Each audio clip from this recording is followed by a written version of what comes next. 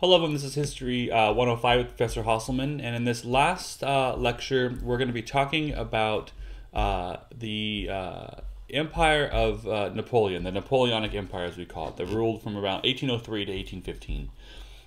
Now, I had mentioned earlier that the conflict between other European nations had kind of ceased, and Britain was all on its own, kind of worried about what France was going to be doing during this revolutionary era. But Napoleon resumed conflict in 1803, first with Britain, then with other crowned heads of Europe, and he was stopped from invading Britain in October of 1805 at Trafalgar by the Royal Navy under Admiral Lord Nelson. Now, unable to beat the British at sea, he tried to starve them out by erecting the first European trade union, or the Continental System. And to force the nations of Europe into his system, Napoleon conquered most of them in a series of brilliant military campaigns. Now, these campaigns ended when he took on the vast Russian Empire, where he suffered the loss of most of the Grand Army in 1812. And this led to the eventual collapse of his empire in 1814. Now, after a brief return to power, Napoleon suffered final defeat on the field of Waterloo in 1815. At the same time, the Congress of Vienna sought to put Europe back together after 20 years of revolution by restoring the Bourbon monarchy in France, but leaving in place liberal and Napoleonic reforms. Now, the Congress of Vienna was less successful in dealing with the growing nationalism of various European peoples, leaving many under the protection of empires and states that were culturally foreign and politically oppressive. Now, the period before the Trafalgar campaign, from 1803 to 05, saw both sides girding for a resumption of hostilities. Now, Napoleon knew that he could not be master of Europe so long as he had to contend with the wealth of the Royal Navy of Great Britain. Now, by 1803, Napoleon was building up his army in the Netherlands and another invasion force at Boulogne in Italy. Now, his plan was to, Boulogne in France, His plan was to ferry his soldiers across the English channels in barges protected by the French and currently allied Spanish navies. Unfortunately, both of his navies were hundreds of miles away, stuck in the Mediterranean. Now, to sail up the west coast of Europe and rendezvous with French army, Napoleon's navy would have to get past the Royal Navy under Admiral Nelson. Now, Nelson had been a thorn in Napoleon's side since the Battle of the Nile. His current task was to keep the French and Spanish fleet from rendezvousing with the invasion force. After months of pursuit, Nelson cornered the French-Spanish fleet on the morning of the 21st of October, 1805, off Cape Trafalgar in Spain.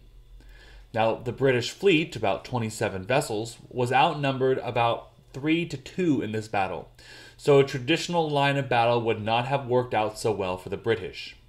Nelson's tactics were unconventional. He allowed the French-Spanish fleet to cross his T, that is, to position themselves to fire full broadsides as his fleet approached in two perpendicular columns. But once Nelson's columns broke through the French-Spanish battle line, they won a decisive victory.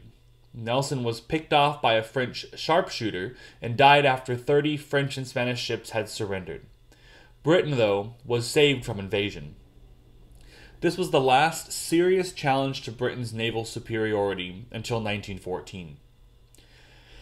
Now, after 1805, Napoleon turned inland and made himself master of much of Europe. The conquest of Europe took about 6 years. In 1805, Russia and Austria joined the British in a coalition, but Napoleon defeated the Austrian and Russian armies at Austerlitz, knocking the former out of the war. In 1806, Napoleon seized Naples, conquered the Netherlands and much of Germany, dissolving the Holy Roman Empire and consolidating some 300 small German states into the Confederation of the Rhine. Now, when the Prussians objected, he destroyed the vaunted Prussian army at Jena, taking Prussian territory and making Prussia a client state. In 1807, Napoleon then defeated the Russians again at Friedland, resulting in the Treaty of Tilsit. Tsar Alexander I recognized Napoleon as the Emperor of the West and promised economic cooperation. And in return, Napoleon promised to leave Russia alone in the East. Napoleon then seized Portugal. In 1808, he invaded Spain, naming his brother Joseph as king. And by 1810, all of Western continental Europe to the borders of Russia was either ruled directly by Napoleon or was a client state ruled by a family member. He had divorced his first childless wife, the Empress Josephine, in 1809, and in 1810 he married the daughter of the Austrian emperor, the Archduchess Marie-Louise of Habsburg, who gave birth to a son, also named Napoleon, in 1811. Only the British and their navy remained independent and at war. Now, this continental system that I mentioned briefly in the introduction was Napoleon's plan to get around the nation of shopkeepers, otherwise known as Great Britain. Devised in 1806, it was a tariff union, or common market for all Europe. There were to be no tariff barriers between European states. All continental ports were closed to British goods. Now, its purpose was to make Europe economically self-sufficient, prosperous, encourage French industry, and choke off British trade. Now, the Continental System was hard on British trade, especially during the harsh winter of 1810 to 1811. The Continental System was even harder on the continent. The British Navy blockaded Europe from American agriculture, which helped bring about the War of 1812 between Britain and America. French industry could not keep up with demand, and the rest of Europe grew increasingly resentful of its economic restrictions. Now, Europeans increasingly resented Napoleon's rule in general. At first, Napoleon and his armies were greeted enthusiastically because it was thought that he would bring the ideals of the French Revolution. Napoleon did dismantle much of the Ancien Régime in conquered territories, abolishing the Holy Roman Empire, serfdom and seigneurial dues, and old trade barriers. He gave many nations the trappings of enlightened government, including written constitutions with legislatures, free public education, state-supported academies of the arts, the Napoleonic Code, and civil rights for Jews and other minority groups. But instead of liberating conquered peoples and going home, Napoleon's forces stayed in one way or another. People resented high taxes and the conscription of their young men for his endless wars of conquest, and they also resented Napoleon's police state with its strict censorship of speech and secret police. They resented the presence of French troops, French language, and French culture. Now, sometimes these resentments were expressed culturally, as when Beethoven wrote Fidelio, an opera, and also incidental music for Goethe's play Egmont, both about the triumph of liberty when patriots are imprisoned by tyrannical powers for their beliefs. But in Spain, resentments were also expressed by rebellion, and other countries became less cooperative. In 1808, Spain, aided by British troops and commanded by a young English nobleman named Arthur Wellesley, erupted into guerrilla war against the French army. In Italy, secret bands of nationalistic guerrillas, the Carbonari, named after the charcoal marks that members placed on their foreheads after secret initiations, attacked French troops. Prussia quietly reformed the administration and planned to resurrect their army to fight Napoleon in the field.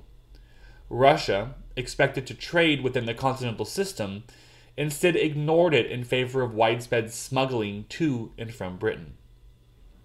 Now, the Russian campaign of 1812, an effort to teach the Russians a lesson, was Napoleon's first significant defeat. Russia was technically independent of Napoleon's empire, but expected to trade within the Continental System. The Russians chafed at this because they needed British trade. Smuggling was also widespread. In 1812, Napoleon resolved to teach the Russians a lesson. In June, he marched into Russia with an army of 600,000 men. The Russians avoided battle, burnt the crops, drew Napoleon deep into Russian territory, and waited for General Winter.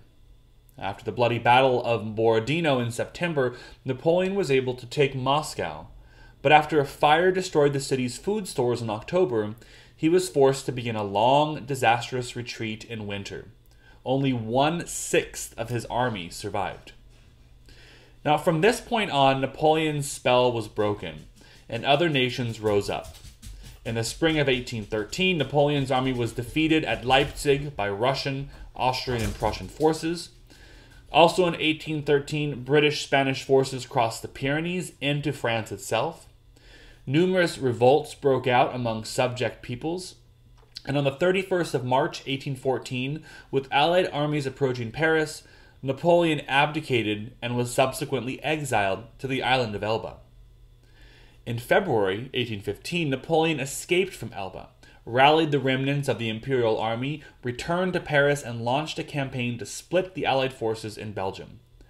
In June 1815, Napoleon was finally defeated by Allied forces at Waterloo. This time, he was exiled to the island of St. Helena, in the middle of the South Atlantic, where he died of cancer 6 years later. Now, although it took place in the 19th century, the Congress of Vienna in 1815 was the last and greatest of the 18th century peace conferences. On the surface, the Congress of Vienna looks like an attempt to turn the clock back and ignore the issues of liberalism and nationalism raised by the French Revolution. The Congress was dominated by 5 great powers: Britain, Austria, Prussia, Russia, and now that it was safely a monarchy again, France. But especially 3 great conservative statesmen: Austrian Foreign Minister Prince Clemens von Metternich, British Foreign Minister Robert Stewart, the Viscount of Castlereagh, and the French Foreign Minister Count Charles Maurice de Talleyrand.